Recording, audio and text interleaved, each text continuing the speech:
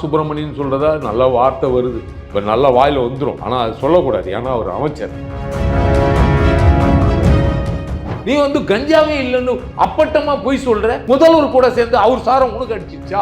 முதல்வர் தான் போய் சொல்றாருன்னு பார்த்தா இந்த மாசுவும் போய் சொல்றாரு. எங்க கஞ்சா இருக்குதுன்னு நான் காட்டுறேன். எந்தெந்த பள்ளிக்கூடத்தில் பள்ளிக்கூட வாசலில் கஞ்சா பயன்படுத்துற அதுல இருக்குதே ஒண்ணு பொய்யா பேசுற மொழி அக்கா, பொய்மொழி அக்கான்னு ஒரு அக்கா வருது. அந்த அக்கா கொடுக்குது பாரு ஒரு கதை. முதல்வரும் வெயிட்டெல்லாம் பிடிக்க மாட்டாரு சார். புத்தகம் மாதிரி தயார் பண்ண ஒரு காலி அட்டைப்பட்டி புத்தகம். மக்களை ஏமாத்த மாதிரி பாவம் அப்பாவி முதல்வரை இந்த அவங்க கூட பிறந்த தங்கச்சியை ஏமாத்து சார். தமிழ்நாட்டை மட்டும் இல்லை, இந்தியாவையும் சரி நீங்க தான் காப்பாற்றணுன்ற மாதிரிலாம் சார் பேசியிருக்காங்க அவங்க. சார் சிரிக்காதீங்க சார், அவரு முதலமைச்சர் சார். அவரு தேர்தல் சொல்லப்படும் ஒரே பொய்யா இருக்காது. அது ஏன் எம்பியா இருக்காங்கன்னு எனக்கு ரொம்ப நாளா சந்தேகம் சார். அது பொய்யா பேசும் போல் இருக்கு சார். அந்தம்மா உண்மையே பேச மாட்டீங்களா? அப்பா பேசல, அட்லீஸ்ட் நம்மளாவது உண்மையை பேசுவோம்னு திருமதி கனிமொழிக்கு இருக்கா சார்? அவங்களுக்கு தான் இருக்காங்கப்பா. திரு ஸ்டாலின் பொய் தான் பேசுவார்.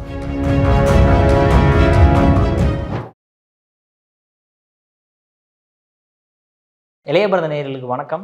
இன்னைக்கு நம்ம நேர்காணல நம்ம சிறப்பு விருந்தினர் தமிழர் சேனை கட்சி தலைவர் நம்ம எரிமலை ராமச்சந்திரன் சார் அவர்கள் தான். சார் வணக்கம் சார். வணக்கம் சார். சார் நேற்றுக்கு பார்த்துருக்கீங்களா? முந்தா நாள் மிகப்பெரிய ஒரு மகளிர் மாநாடு, இதில் 1.5 லட்சம் பேர் சார். ஓகேங்களா? இதை பார்த்துட்டு 10 நாளாக உங்களால், அதாவது சங்கிகளும் சரி எடப்பாடி பழனிசாமி அவர்களும் சரி தூக்கமே போயிருச்சாங்களா சார்? அந்தளவு கூட்டம் காட்டியிருக்காங்க. நீங்கள் என்னடானா அதிமுககாரங்க கூட்டமே இல்லாமல் சேர் காலி சேர்லாம் பேசிக்கிட்டு இருக்கீங்களாமா சார் எடப்பாடி பழனிசாமி அவர்கள்?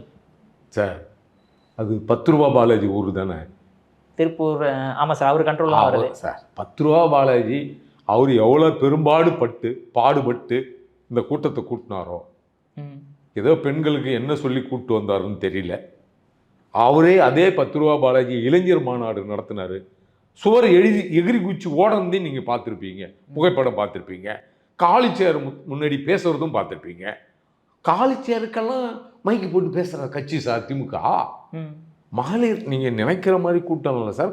அந்த படம் காட்டினது ஒன்றா இருக்கலாம், அது தொடக்கமாக இருக்கும். அது நடக்கும்போதே காலியாகி போனவங்களை பற்றி எப்படி சார்? அதை பார்த்தா எடப்பாடி என்ன மிரண்டு போய் தூக்கம் வராது போயிடும் அவருக்கு. இந்த மாதிரி எத்தனை படம் அவர் பார்த்துருப்பாரு சார். இந்த மாதிரி ஷூட்டிங் படம்லாம் அவர் நிறைய பார்த்துருப்பார் சார் அவர். ஆனால் இவங்க நினச்சிக்கிறாரு அவருக்கு இதுவே தெரியாத மாதிரி. இந்த துணை முதல்வர் இவங்களும் அதில் இருக்குதே ஒன்று பொய்யா பேசுகிற மொழி அக்கா, பொய்மொழி அக்கான்னு ஒரு அக்கா வருது. அந்த அக்கா கொடுக்குது பாரு ஒரு கதை. தமிழ்நாட்டில் எவ்வளோ சொல்லிச்சு, பெட்ரோல் விலை இவ்வளோவுக்கு பெட்ரோல் கொடுப்போம், இவ்வளோவுக்கு டீசல் கொடுப்போம், டோல் கட்ட எல்லாத்தையும் உடச்சி எடுத்துருவோம். பொய்மொழி நம்ம அக்கா தான் சார். அவங்க வைக்கிற இன்னொரு வாதம் என்ன அப்படின்னா, ஏன்னா திமுக மட்டும்தான் நாங்கள் சொன்னதெல்லாம் செய்யாமல் போயிட்டோமா, ஏன் அதிமுக சொன்னது எல்லாமே செஞ்சிருச்சா அப்படின்ற மாதிரி ஒரு வாதம் வைக்கிறாங்களே சார். போன ஆட்சியில் ஜெயலலிதா அவர்களும் சரி எடப்பாடி பழனிசாமி அவர்களும் சரி சொன்ன வாக்குறுதி எல்லாமே நிறைவேற்றிட்டாங்களா என்ன சார்? இவங்க என்ன நிறைவேற்றிருக்காங்க? சொன்னதில் ஒரு 10% நிறைவேற்றிருப்பாங்களா? இல்லை சார். இவங்க வெறும் ஏட்டில் வச்சுருப்பாங்க. எப்படி மகளிர் மாநாடுன்ற பேரில் நடத்தப்பட்ட ஒரு ஃபோட்டோ ஷூட்டுக்கு ஒரு அட்டை பொட்டியை தயார் பண்ணி காலி புத்தகம் மாதிரி ஒன்று ரெடி பண்ணி அண்ணல் அம்பேத்கர் எழுதிய அரசியலமைப்பு சட்டத்தை நகல் கொடுக்குற மாதிரி அது அதாவது புத்தகம்னா கனம் இருக்குமா இருக்காதா? அதனுடைய அளவு சைஸ் பார்த்தா அதை தூக்க முடியுமா? உண்மையிலேயே என்னாலேயே தூக்க முடியாது. அந்த கொடுக்குற மகளிர் புகைப்படம்லாம் பார்த்தீங்களா, தொடுவாங்க, தூக்க மாட்டாங்க. அது முதல்வரும் நீங்கள் உறுத்து பாருங்க, அது வெயிட்டெல்லாம் பிடிக்க மாட்டார். அப்படின்னா என்ன? அது ஒரு காலி சார் புத்தகம் மாதிரி தயார் பண்ண ஒரு காலி அட்டைப்பட்டி புத்தகம். ஆமாம் சார். அவர் வாங்கினது நீங்கள் சார். உண்மையிலேயே நான் சொன்னேன்னு அந்த புகைப்படம் பாருங்க. யாரும் அந்த கனமாக தூக்குற மாதிரி அந்த யார் முகத்திலையும் அந்த உணர்வு தெரியாது, அந்த உணர்ச்சி இருக்காது. இது சாதாரண ஒரு ஆர்ட் டைரக்டரால் செஞ்சு கொடுக்கப்பட்ட ஒரு டம்மி புத்தகமே தவிர உண்மையாக நகல் இருக்கிற புத்தகமெல்லாம் இல்லை. அந்த புத்தகத்தை நகல் எடுத்தால் அதை விட அரசியலமைப்பு சட்ட நூலை நகல் எடுத்தால் அதை விட பெருசாக இருக்கும். ஃபோட்டோவில் காட்டுற அளவுக்கெல்லாம் இல்லை. அது இவங்களே மக்களை ஏமாத்த மாதிரி பாவம் அப்பாவி முதல்வரை இந்த அவங்க கூட பிறந்த தங்கச்சியை ஏமாத்து சார். சார் ஆனால் ஸ்டேஜில் கனிமொழி அவர்கள் பேசும்போது சொல்கிறாங்க, இந்த அரசியலமைப்பு சட்டத்தையும் சரி, தமிழ்நாட்டை மட்டும் இல்லை இந்தியாவையும் சரி நீங்கள் தான் காப்பாற்றணுன்ற மாதிரிலாம் சார் பேசியிருக்காங்க அவங்க. சார் சிரிக்காதீங்க சார், அவர் முதலமைச்சர் சார் அவர். சார் ஏன் சார் நீங்கள் சிரிப்பு காட்டுறதுக்கு ஒரு எதை சொல்லி சிரிப்பு காட்டுறது? காமெடி பண்ணுங்க சார், தப்பு இல்லை. அக்கா எப்பயுமே காமெடி பண்ணும். என்ன சொல்லுவோம், முதல் கையெழுத்து போடுவோன்னு சொல்லணுமா? எல்லாத்துக்கும் நாங்கள் தான் மது விலக்குக்கு முதல் கையெழுத்து போடுவோம்னு சொல்லுமா? சார் அது ஒரு ஒரு தேர்தலையும் எழுதப்படுகிற தேர்தலுடைய பொய், அந்த அது என்னது, தேர்தல் அறிக்கை, அறிக்கை, பொய் அறிக்கை, தேர்தல் அறிக்கை இல்லை, தேர்தலுக்கு சொல்லப்படும் ஒரே பொய் அறிக்கை அது. சார் அது ஏன் எம்பியா இருக்காங்கன்னு எனக்கு ரொம்ப நாளாக சந்தேகம் சார். அது பொய்யா பேசும் போல் இருக்கு சார் அந்தம்மா. ஆமாம் சார், இங்கே நாங்கள் வந்து இசை வல்லாறுன்னு சொல்லுது சார், தூத்துக்குடி போனால் நான் நாடாருன்னு சொல்லுது சார். பொய்யா இல்லையா? தாய் வழின்னா தாய் வழியா தந்தை வழி ஏதாவது ஒன்று சொல்லணும்ல, பொய் பேசுவாங்க சார். அப்புறம் இளம் விதவைகள்னு இவங்க ஆட்சியில் இளம் விதவைகளே உருவாகலை மாதிரி தாலி அறுத்து ஆட்சி நடத்துது சார். இது எங்கள் வீட்லேயும் நாங்கள் தாலி அறுத்துருக்காங்க சார், என் தம்பி குடிச்சு. ஆமாம் சார், இளம் விதவைகள் எங்கள் வீட்லேயே இளம் விதவைகள் இருக்குது சார். இவங்க என்ன சார் இளம் விதவைகள் பற்றி பேசுறது? கொஞ்சம் கூட பொறுப்பு இருக்கா சார் ஒரு எம்பிக்கு? சார் கருணாநிதி குடும்பத்தில் பிறந்துட்டனால தான் பொய் தான் சொல்கிறது உங்கள் அளவுகோல்னு இருந்தா உண்மையே பேச மாட்டீங்களா? அப்பா பேசலை, அட்லீஸ்ட் நம்மளாவது உண்மையை பேசுவோம்னு அவங்க அக்கா திருமதி கனிமொழிக்கு இருக்கா சார்? அவங்களுக்கு தான் இருக்கான்னு பார்த்தா திரு ஸ்டாலினும் பேச மாட்டார் சார், உண்மையை பேச மாட்டார். அவரும் பொய் தான் பேசுவார். ஆனால் ஒரு இடத்துல அவர் உண்மையை பேசினார். இந்த முறை எங்களால் நீட்டை தடுக்க முடியவில்லை, திரும்பவும் உங்களை ஏமாத்துறேன், அடுத்த முறை ஓட்டு போடுங்க, நீட்டை வந்து நீக்கிடுவேன்னு அந்த இடம் ஒரு உண்மை தான், ஒரு உண்மையை சொல்லியிருக்காரு. இந்த முறை அவர் பண்ண முடியலன்னு அவரே ஒத்துக்கிட்டார். 4 வருஷம் கழிச்சா சார்? ஆமாம் சார், முடிய போகிற நேரத்தில் தான் சார் ஞான உதயம் வரும் உங்களுக்கு. சூரியன் மறையும் போது தான் சூரியத்தை பற்றி பேசுவாங்க. இவங்க சின்னமே நீங்கள் அதை பார்த்தா தெரியும், அது மறைவு சூரியனை எடுத்து உதய சூரியன்னு நம்மளை இவ்வளோ வருஷம் ஏமாத்துறாங்களே, இந்த மக்களுக்கு ஏதாவது தெரியுமா சார்? அது உதய சூரியன் அது இல்லை, அது மறைகிற சூரியன். மலை முகட்டில் மறைகிற சூரியனை போய் உதய சூரியன்னு சொல்லி போய் சொல்கிறாங்க. இந்த மக்கள் அதை நம்பி ஓட்டு போட்டுக்கிறாங்க. ஏன் சார் மலையில் வந்து எங்கே வரும், எங்கே வரும், எந்த இடத்துல சார்? நீங்கள் பாருங்கள், நம்ம எங்கே வாழறோம்? இப்போ தமிழ்நாட்டில் வச்சு சொல்கிறீங்க, எங்கே வாழறோம்? சூரியன் இங்கே தோன்ற இடம் எங்கே இருக்குது? கடல் சைட்லாம் தோன்றும். அப்போ அங்கே அது உதய சூரியன். இவங்க காட்டுறது மலை முகட்டில் மறைகிற சூரியன். அதை போய் உதய சூரியன்னு இத்தனை ஆண்டு காலம் அவங்க போய் பேசியிருக்காங்களே சார். நம்ம தான் சார் ஏமாந்துட்டோம். சரி ஆமாண்டா, சூரியன் கடலில் உதிக்கும், இது மறைகிற சூரியனை போய் உதய சூரியன்னு போய் சொல்கிறான்னு அன்னைக்கே 4 கேள்வி கேட்டிருந்தா, ஏய் இது மறைகிற சூரியன்பா, உதய சூரியன்னு போய் சொல்கிறிய அப்படின்னு நம்ம கேட்டிருந்தா அவங்களுக்கு இது தோணி இருக்கும்ல, ஆமாம் அப்படின்னு இருக்கும்ல. அப்போனா திட்டமிட்டை மறைகிற சூரியனை உதய சூரியன்னு பொய் சொல்லி ஏமாற்றி ஓட்டு வாங்குற ஒரு கட்சி இருக்குன்னா அந்த திமுக கட்சி தான். ஓகே சார், அடுத்ததாக பார்த்தோம் அப்படின்னா இப்போ நம்ம ஸ்டாலின் அவர்களே வந்து முடிவு பண்ணிட்டாப்ல, இந்த கூட்டத்தை பார்க்கும்போது மகளிர் ஓட்டுகள்லாம் நம்மளுக்கு தான் வருது, 2026 வந்து நாம் தான் வெற்றி பெற போகிறோம் அப்படின்ற ஒரு ஃபுல் கான்ஃபிடென்ட்டில் இருக்காங்களே சார். நீங்கள் என்னடானா இவ்வளோ குற்றச்சாட்டுகள் வைக்கிறீங்க, இவ்வளோ பிரச்சனைகள் பண்ணுறீங்க சார்? அது காசு கொடுத்து கூட்டு வந்த கூட்டம், புரியுதுங்களா? அந்த கூட்டம் திரும்பி வருமா இல்லை முழுமையாக கூட்டு வர்ற கூட்டத்துக்கு முழுமையாக அவங்களுக்கு கொடுத்தாங்களா, இந்த கூட்டத்துக்கு கொடுத்தாங்களா இல்லையான்னு தெரியல. இவரை பார்க்குறதுக்கு வர்ற கூட்டமோ இவங்க பேச்சு கேட்கறதுக்கு வர்ற கூட்டமோ இல்லை, புரியுதுங்களா? அப்படி இவங்க பண்ண முடியாது. ஆனால் எடப்பாடியார் வந்து ஒரு பகுதியும் போகிறாரு, அப்போ அந்த கூட்டத்தினுடைய தன்மையும் அவங்க முகத்தையும் பாருங்கள். இந்த கூட்டத்தில் வந்தவங்க யாராவது அந்த பேச்சு கேட்குற மாதிரி ஏதோ ஒரு முகம் இருந்துச்சா சார்? இவங்க பேச்செல்லாம் யாரும் கேட்க முடியாது சார், ஏன்னா இவங்க பொய்யே பேசுவாங்க சார். அதனால் சும்மா ஏதோ எதிர்பார்ப்புக்கு வந்த கூட்டமாக தான் எனக்கு தெரிஞ்சது தவிர ஒன்று சார், என் கூட விவாதத்துக்கு வர சொல்லுங்க சார். இந்த ஆட்சியில் இந்த 4.5 ஆண்டு ஆட்சி காலத்தில் இந்த தமிழக மக்களுக்கும் செஞ்ச நன்மைகள் என்ன, குறிப்பாக பட்டியல் சமூகத்தில் இருக்கிற முதுகுடி தமிழர்களுக்கு இவர்கள் என்ன செய்தார்கள், எத்தனை வேலை வாய்ப்புகளை உருவாக்கி கொடுத்தார்கள்னு ஒரு வெள்ளை அறிக்கையாவோ இல்லை என்னோடு விவாதத்துக்கோ இந்த திராவிட மாடல் திமுக கட்சி நிர்வாகிகள், முதல்வர், அமைச்சர்கள் யாராவது நேருக்கு நேர் என்னோடு விவாதிக்க வரலாம் சார். என்ன சார் எடப்பாடி பழனிசாமி அவர்களே மேடை போட்டு அண்ணன் கூப்பிடுறாருல, கூப்பிடுறாரு, அண்ணனே கூப்பிடுறாரு. அண்ணன் எதுக்கு கூப்பிடுறாரு? அவருக்கு தெரியும் இது வெறும் வெங்காயம், உரிக்க ஒன்றும் இல்லை, பொய் சொல்லுவாங்க. இது சும்மா வெங்காய கட்சி சார் இது, அதனால பொய் தான் இருக்கும். அதனால தான் அண்ணன் எடப்பாடியார் கூப்பிடுறாரு, வா நீ செஞ்சதும் எடுத்துட்டு வா, எடுத்துட்டு வருவேன், நீங்க செஞ்ச அநியாயங்களை எடுத்துட்டு வருவேன், இந்த மக்களுக்கு செய்த துரோகங்களை எடுத்துட்டு வருவேன், இந்த மக்கள் பட்ட அவலங்களை எடுத்துட்டு வருவேன். யாரு? இந்த ஆட்சியில் மக்கள் பட்ட துயர்களை எடுத்துட்டு வருவேன்.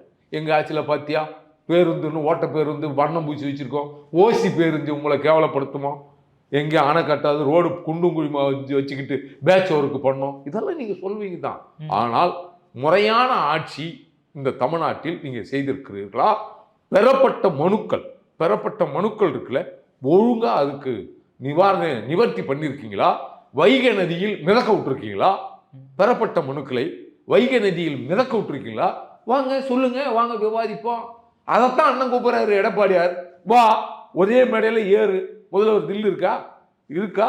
இந்த ஆட்சி நடத்துகிற முதல்வர் தானே, அவர் முன்னாள் முதல்வர் தானே, வாங்க உட்காந்து பேசி ஒரு முடிவு எடுப்போம் அப்படின்னா அண்ணன் கூப்பிடுறாரு. இவங்க புறமுதுகிட்டு ஓடுறாங்க, யாரும் அதுக்கு பதில் சொல்றதுக்கு தயாரா இல்லை. ஏன்னா இந்த ஆட்சியில் அநியாயங்களும் அக்கிரமங்களும் அதிகமாக நடக்கும் சார். அதே நீங்கள் சொல்லும்போது அநியாயம் அக்கிரமம் அப்படிங்கும்போது திருத்தணியில் நடந்த அந்த வெட்டுக்களை பார்த்தீங்களா நீங்கள்? சார் இங்கே மா சுப்பிரமணியம்னு ஒருத்தர் இருக்கார் சார். ஆமாங்க, தெரியுமா? அவர் கேள்விப்பட்டிருக்கீங்களா? சுகாதாரத்துறை அமைச்சர் சார். சார் அவரு அந்த காலத்தில் நல்ல முதல்வர் இருந்திருப்பாங்க சிறு வயதில். அவங்க ஆட்சியில் இவருக்கு பீடி சிகரெட்டோ வெத்தலை பாகு போடுற பழக்கமோ அவருக்கு இல்லாத இருந்திருக்கும். இன்னைக்கு யார் ஆள்றது? எந்த போதைப் பொருள் இந்த தமிழ்நாட்டில் எல்லைக்கோ வர முடியாத இருந்த சூழலில் ஜாபர் சாதிக் போன்றவர்களை வளர்த்து விட்டு இங்கே போதைப் பொருள் புழங்குகிற கடத்துகிற மாநிலமாக இன்றைக்கு தமிழ்நாடு இருக்கு. தமிழ்நாட்டில் பிடிக்கப்பட்ட போதைப் பொருட்கள், பெயர் தெரியாத போதைப் பொருட்கள் அதிகமாக இங்கு திருச்சி விமான நிலையம் அங்கே இங்கன்னு கடுமையாக பல கோடி அளவில் இங்கே போதைப் பொருள் பிடிக்கப்பட்டிருக்கு. இந்த மா சுப்பிரமணியன் சொல்கிறதா நல்ல வார்த்தை வருது, இப்போ நல்ல வாயில் வந்துடும். ஆனால் அது சொல்லக்கூடாது, ஏன்னா அவர் அமைச்சர். அமைச்சரால் தான் நான் சொல்லிவிடுவேன். இப்போ என்னன்னா, அவர் சார் உண்மையிலேயே இந்த இவர் முடிச்சுட்டு இருக்காரா, தூங்கினாரா சார்? அவருக்கு ஊர் இங்கே தானா இல்லை வெளியூரா சார் அவருக்கு? ஏன் சார்? சார் மது போதையில், கஞ்சா போதையில் ஓடும் ரயிலில் அந்த ரீல்ஸ் எடுக்கிறதுக்காக கத்தி எடுத்து வெட்டுற மாதிரி காட்டிட்டு இருந்து உண்மையே வெட்டுறாங்க சார் போதையில். சார் பள்ளிக்கூடங்கள் போகிற மாணவர்கள் பையில் புத்தக வைக்கிற இடங்களில் கத்தியம் எடுத்துக்கிட்டு போகிற ஒரு அவல நிலை இன்றைக்கு. அந்த மாதிரியான கலாச்சாரம் இந்த திருட்டு மாடல் ஆட்சியில் பெருகி இருக்கு சார். இதெல்லாம் இந்த மாசுக்கு தெரியுமா தெரியாதா சார்? சார் நடந்துட்டா போதுமா சார்? நடந்துட்டா போதுமா? முதல்வரோட எல்லாம் உனக்கு தெரிஞ்சிருமா? எல்லாம் தெரிஞ்சிருமா உனக்கு? நீ கஞ்சாவே இல்லைன்னு அப்பட்டமா பொய் சொல்ற. முதல்வர் கூட சேர்ந்து அவர் சாரம் உனக்கு அடிச்சிச்சா? முதல்வர் தான் பொய் சொல்றாருன்னு பார்த்தா இந்த மாசுவும் பொய் சொல்றாரு சார். ஆமா சார், எங்க பார்த்தாலும் என் கூட வர சொல்லுங்க சார், எங்க கஞ்சா இருக்குதுன்னு நான் காட்டுறேன் சார். எந்தெந்த பள்ளிக்கூட வாசலில் கஞ்சா பயன்படுத்துகிற வேற மாதிரிய பொருட்கள் பயன்படுத்துகிறாங்கன்னு காட்டுவோம் சார். ஊடகவியலாளர்கள் உங்களுக்கெல்லாம் தெரியல சார், நடமாட்டம் அதிகமாக இருக்குது தெரியல சார். அதை யாராவது சொன்னாங்கன்னா அந்த ஊடகவியலாளர் கைது பண்ணுறாங்க சார். இவங்க யாராவது வெளிப்படுத்த முடியல சார். ஒரு போராட்டம் பண்ண முடியல, ஒரு ஆர்ப்பாட்டம் பண்ண முடியல. எதுவுமே பண்ண முடியல. இப்படிப்பட்ட ஒரு சர்வாதிகாரியான ஆட்சியை திரு ஸ்டாலின் நடத்திட்டு இருக்கார். அதை தட்டி கேட்கிறவங்களை பழி போட்டு கொண்டிருக்கிறார்கள். இதுக்கெல்லாம் நியாயம் கிடைக்காது சார். கிடைக்கும். 2026 இந்த சர்வாதிகாரி ஆட்சியை இந்த மக்கள் அகற்றுவார்கள். அப்பொழுது நல்லாட்சி இங்கு தமிழ்நாட்டில் மலரும்.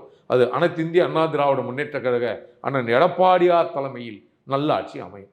பட் ஆனால் இந்த மாதிரி திருத்தணி விஷயத்துக்கு வந்து எத்தனையோ எதிர்கட்சிகள்லாம் நீங்கள் குரல் எழுப்பினாலும் அதிமுக எடப்பாடி பழனிசாமி அங்கே திருத்தணியிலே அதை பற்றி பேசியிருக்காரு. பாஜக எல்லாமே எடுத்து பேசிக்கிட்டு இருக்காங்க. ஆனால் திமுக இருக்கிற கூட்டணி கட்சிகள் யாருமே பேச மாட்டேங்க. முக்கியமாக திருமாவளவன் அவர்கள், இவர் தான் வந்து இந்த மாதிரி புள்ளிங்கோவெல்லாம் வந்து நல்வழிப்படுத்தணும்னு நினைக்கக்கூடியவர். அவரே எதுவுமே பேச மாட்டேங்கிறார் சார். ஒரு நேரத்தில் தோழர் திருமாவளவன் அப்படி சிந்தித்தது உண்மைதான். தொடக்கத்தில் தேர்தல் பாதை திருடர் பாதைன்னு பேசுறது உண்மைதான். அது அப்போ. இன்றைக்கு பட்டியல் சமூக மக்களின் நலனை விட தான் சார்ந்திருக்கிற கூட்டணி கட்சியின் நலனே பெரிதென நம்பி தன்னுடைய கொள்கைகளை நீர்த்து போகவிட்டு தோழர் திருமாவளவன் செயல்பட்டு கொண்டிருக்கிறார். அவருக்கு இப்படிப்பட்ட அசம்பாவிதங்கள், இந்த மாதிரி குற்றங்கள் பெறுவதை பற்றி அவருக்கு ஒரு காலம் கவலை இருக்காது. ஏனென்றால் அவர் பொது தலைவர், அது பட்டியல் சமூக தலைவர் இல்லை என்பதை தொடர்ச்சியாக நிரூபித்துக் கொண்டு வருகிறார். Okay sir. சார் அதே மாதிரி இப்போ வந்து நீங்கள் இந்த மாதிரி பிரச்சனைகள் நடக்கும்போது எதுக்கெடுத்தாலும் வந்து திராவிட மாடல் ஆட்சி தான் இந்த ஆட்சி, அமைதியான ஆட்சி, அமைதி பூங்காவாக இருக்கக்கூடிய ஆட்சி, போதைப் பொருளே இல்லாத ஆட்சி அப்படின்னு மாசவர்கள் சொல்லிட்டாரு. திராவிட மாடல் போது என்னதான் சார் திராவிட மாடல்ன்றதுக்கு? சார், திராவிடம் என்பது தொடக்க காலத்திலிருந்து யுவான் சுவாங் காலத்திலிருந்து, சீன யாத்திரிகர் அங்கிருந்து வந்தவர் யுவான் சுவான் கூட திராவிடம் என்பதை தமிழரைத்தான் குறிக்கும் அப்படின்னு அவர் பதிவு செய்திருக்கிறார். அது இல்லாமல் மொழியியல் ஆய்வாளர் பாதிரியார் அந்தோஸ் அவர்கள் அக்காலத்தில் திராவிடம் என்பது ஆந்திரர்களை குறிக்காது, தமிழையும் தமிழ் மொழியும் குறிக்கும் என்று அவர் எழுதியிருக்கிறார். கால்டுவெல் அவர்கள் மொழி குடும்பங்கள் தென்னிந்திய மொழி இலக்கணம், ஒப்பியல் இலக்கணம் எழுதிய கால்டுவெல் அவர்களும் இதிலிருந்து போயிருப்பதற்குண்டான வாய்ப்பு இருக்கே தவிர திராவிடம் என்பது தமிழைத்தான் குறிக்கும், தமிழை குறிக்கின்ற வட சொல் அப்படின்ற மாதிரி திரு கால்டுவெல் சொல்லியிருப்பார். அதாவது திராவிடம் என்கின்ற சமஸ்கிருத சொல்லிலிருந்து திராவிடம் என்று சொல் உருவாயிருக்கலாம் அப்படின்னு அவர் சொல்லியிருப்பார்.